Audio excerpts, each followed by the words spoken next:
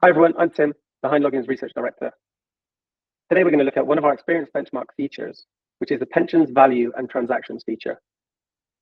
And here you can see the journey maps we produced as part of the pensions experience benchmark, where you have access to the UI and the UX of all the providers in the study. We'll zoom in now on Nest's example of this feature and talk through some of the details. So the first thing to notice to Nest is they've got the pension pot value, prime location, front and center, so it's unmissable. You've also got a date stamp so that I can be sure that the pot value is accurate and it's current. Next, we have this total contributions to date section, which gives me a clear breakdown of where the money's come from, whether it's from the member, the employer, or whether it's tax relief. And you have this nicely visualized in a chart above.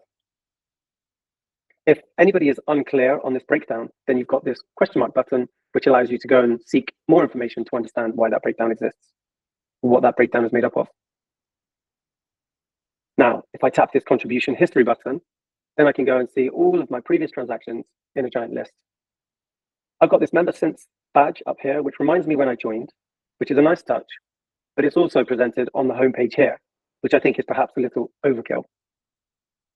However, it does give me a sense of how far I've come because it's a reminder of when I've joined. Now I've got the list here and I can scroll down the list as you can in your banking apps. And I also have the option here to tap the filter view so I can choose a date range or a contribution type to help me narrow down to a single transaction. Once I find a transaction, I can tap on that transaction and I can view more details, including the contribution charges. Also, if I'd like to download these results and use them in my own spreadsheet or for analysis, then I can tap this button and I can download effectively a data file, CSV. So that's great. It's a simple presentation of this feature, but it's quite elegant and it works very well.